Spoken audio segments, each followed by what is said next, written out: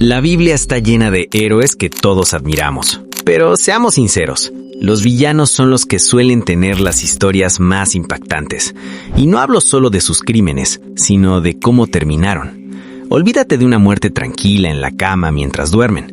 Hoy vamos a viajar por las páginas de la historia sagrada para conocer esos personajes que cruzaron la línea y recibieron un castigo tan específico, extraño o aterrador que quedaron marcados para siempre.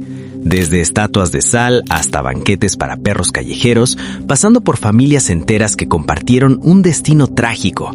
Saca tu libreta y presta atención, porque estos son los castigos más inusuales de la Biblia. Empecemos con un clásico que todos hemos escuchado alguna vez, la mujer de Lot. No sabemos ni siquiera su nombre, pero sí conocemos perfectamente su error. Dios iba a destruir las ciudades de Sodoma y Gomorra por su maldad, pero decidió salvar a Lot y a su familia. La instrucción de los ángeles fue clara y sencilla. Corran por sus vidas y por nada del mundo miren hacia atrás. Parece un reto fácil, ¿no? Pues no lo fue para ella. Mientras escapaban y el fuego caía del cielo, ella decidió que un último vistazo a su antigua vida valía la pena el riesgo. En el preciso momento en que giró el cuello, el texto nos dice que se convirtió en una columna de sal. No murió por el fuego ni por una espada, se quedó atrapada en el tiempo, convertida en un mineral, como un monumento eterno a la desobediencia. Lo más triste es que sus hijas, aunque sobrevivieron, terminaron emborrachando a su padre para continuar su linaje, lo que dio origen a naciones enemigas de Israel. Un final gris para una familia que lo perdió todo por no saber soltar el pasado. Pero si de villanas hablamos, ninguna supera a la reina Jezabel. Ella no solo introdujo la idolatría a gran escala, sino que persiguió profetas y ordenó asesinatos de inocentes solo para robarles sus tierras. Su arrogancia era tal que cuando supo que el juicio venía por ella, se maquilló los ojos y se arregló el cabello para enfrentar a su ejecutor desde lo alto de su ventana. Sin embargo, su final fue mucho menos glamuroso. Sus propios guardias la traicionaron y la empujaron al vacío. El castigo inusual aquí no fue solo la caída, sino lo que sucedió después. Mientras el nuevo rey, Jehú, entraba al palacio a comer, los perros de la calle se encargaron de Jezabel.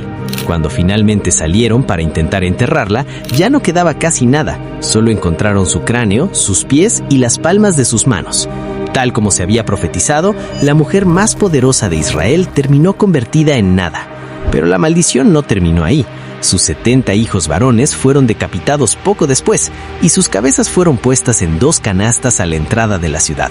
Toda su línea de sangre fue borrada de la historia por sus crímenes. Hablemos ahora de un hombre cuyo nombre es sinónimo de traición, Judas Iscariote. Todos saben que traicionó a Jesús por 30 piezas de plata, pero su final es uno de los más gráficos y extraños del Nuevo Testamento. La Biblia nos da 2 versiones que se complementan de forma aterradora. Mateo dice que se ahorcó, pero el libro de Hechos añade un detalle inusual.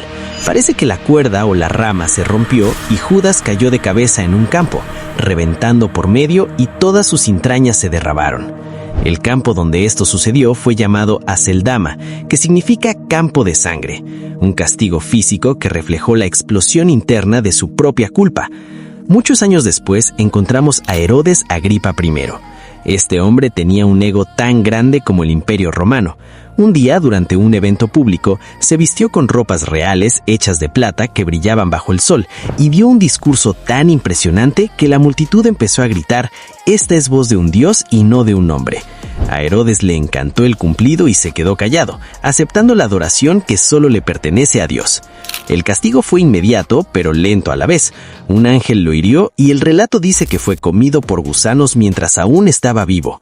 Imagina la escena. El hombre que se creía una deidad terminó siendo devorado por los seres más pequeños de la tierra, muriendo en una agonía pública tras 5 días de tormento.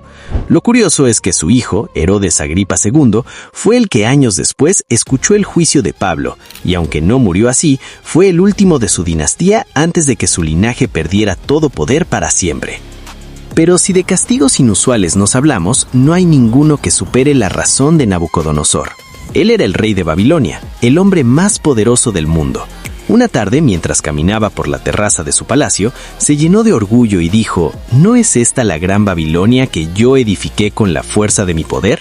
Y antes de que pudiera cerrar la boca, una voz del cielo le quitó el juicio. El castigo fue una transformación humillante.